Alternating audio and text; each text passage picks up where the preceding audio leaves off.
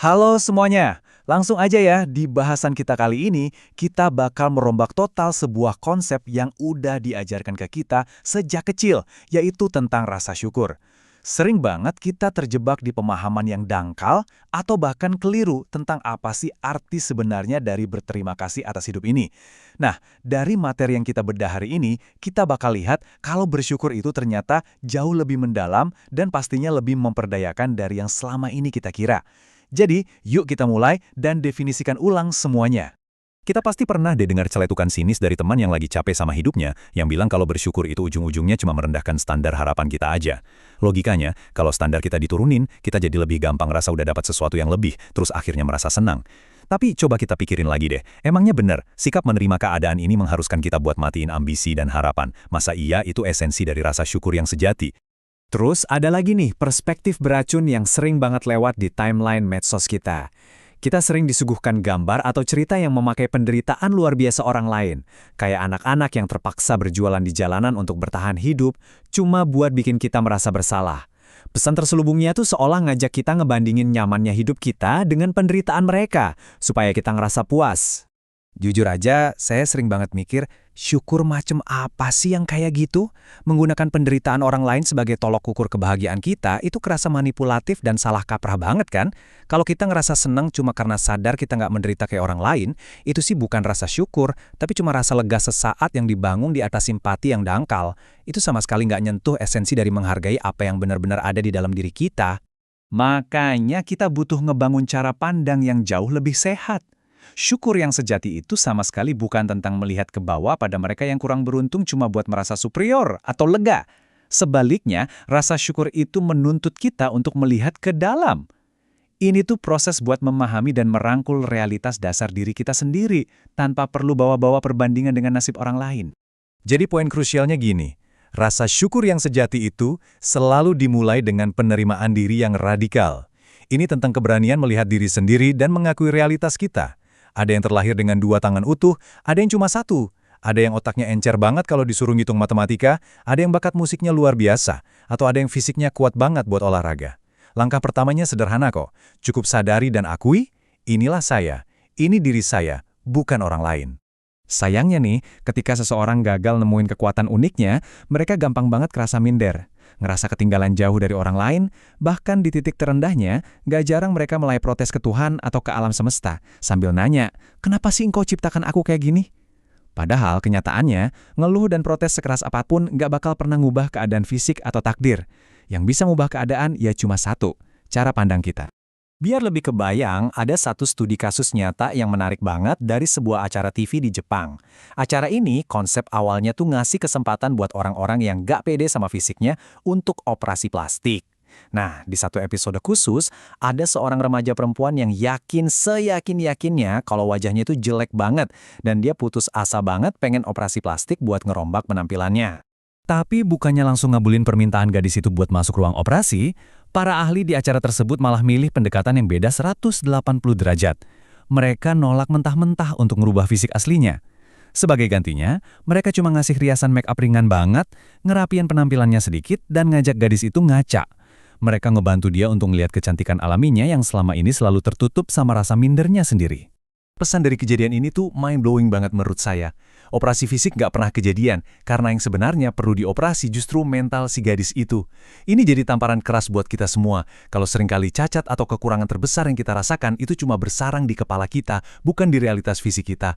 Begitu mentalnya dioperasi dan dia sadar kalau dia itu nggak jelek, kepercayaan dirinya langsung meroket. Ironisnya, kebanyakan dari kita malah terjebak di kebiasaan yang sebaliknya. Kita ini kayak punya radar yang super sensitif kalau urusan nyari-nyari kelemahan diri sendiri. Terus kita abisin energi mati-matian cuma buat nyembunyiin itu dari dunia. Saking sibuknya kita nutupin hal yang kita anggap kurang, kita malah jadi buta sama potensi dan kekuatan yang sebenarnya kita punya. Kita gagal nunjukin apa yang bikin kita spesial. Dan ini ngebuktiin banget betapa subjektifnya hal yang kita sebut kelemahan itu. Coba bayangin, ada orang yang badannya sangat tinggi, tapi dia malah malu karena ngerasa beda. Jadinya dia selalu jalan nunduk dan membungkuk. Dia mikir tinggi badannya itu sebuah kekurangan. Padahal di luar sana mungkin ada ribuan orang yang rela bayar mahal dan berdoa tiap hari supaya bisa punya postur setinggi dia. Apa yang kamu sembunyiin mati-matian bisa jadi adalah sesuatu yang paling diidam-idamkan orang lain. Nah, sekarang saatnya kita definisikan ulang secara radikal tentang apa itu keterbatasan. Kalau bersyukur adalah mengenali diri sendiri secara utuh, kita harus buang jauh-jauh kamus lama yang nyebut perbedaan sebagai kekurangan. Gimana kalau ternyata hal yang selama ini kamu anggap sebagai kelemahan justru didesain untuk jadi pondasi utama atau pusat kekuatan kamu yang paling hebat? Buat buktinya, coba deh kita simak kisah nyata dari Korea yang sangat menginspirasi ini. Ada seorang anak yang terlahir dengan jari tangan yang tidak lengkap. Logikanya, buat kebanyakan orang, ini otomatis jadi akhir dari mimpi yang butuh ketangkasan jari, apalagi jadi musisi. Tapi faktanya, dia justru tumbuh jadi seorang pemain piano tingkat dunia yang keahliannya diakui di mana-mana. Yang bikin merinding dari kisah ini adalah pianis ini nggak cuma sekedar main piano walaupun tangannya nggak utuh. Nggak sama sekali. Dia berlatih begitu keras sampai dia bisa main jauh lebih indah dan mahir dari jutaan orang yang terlahir dengan 10 jari sempurna. Dia nggak menutupi kondisinya. Dia justru jadiin tangannya yang unik itu sebagai ciri khasnya. Dia mengubah apa yang orang pikir sebagai kelemahan jadi pusat kekuatan terbesarnya. Dan itulah bentuk syukur yang paling tinggi, yaitu mengoptimalkan apa yang ada pada diri kita. Tentunya konsep penerimaan ini nggak cuma berhenti di diri kita sendiri ya. Coba lihat ke sekeliling kita. Orang tua, saudara, teman-teman kita, mereka juga manusia biasa yang nggak sempurna. Pasti ada aja tingkah mereka yang bikin kita kecewa. Tapi, kita harus jujur mengakui bahwa dukungan dan kasih sayang mereka lah yang seringkali ngasih kita energi paling besar buat terus maju. Mensyukuri hidup itu juga berarti kita berhenti menuntut kesempurnaan dari orang-orang yang mencintai kita. Karena toh, kita sendiri juga jauh dari kata sempurna. Oke, sekarang kita masuk ke bagian yang paling penting. Gimana caranya kita praktikin versi rasa syukur yang aktif ini mulai hari ini? Gampang kok. Pertama, cari tahu dan terus asah kekuatan unik kalian. Kedua, jangan dianggurin. Gunakan kekuatan itu untuk menghasilkan hal-hal yang baik. Dan yang ketiga, nikmatilah proses serta hasilnya. Lalu pastikan kalian membagikan manfaatnya buat sebanyak mungkin orang di sekitar kalian. Kalau kalian udah lakuin itu, coba deh perhatiin efeknya. Saat kalian pakai keunggulan kalian buat ngebantu orang atau nyiptain hal positif, ini bakal memicu sebuah siklus energi yang nggak ada putusnya. Kebaikan yang kalian lakuin bakal menghasilkan dampak baik lainnya, yang ujung-ujungnya ngasih kalian kepuasan batin dan energi yang lebih melimpah buat berbuat baik lagi. Ini semacam lingkaran umpan balik yang kuat banget, yang mengubah rasa syukur jadi mesin penggerak hidup kalian. Jadi, kalau mau dirangkum, pesannya itu indah banget. Rasa syukur yang sejati adalah tentang menemukan kekuatan diri kita, menggunakannya, menikmatinya tanpa merasa perlu untuk merendahkan orang lain.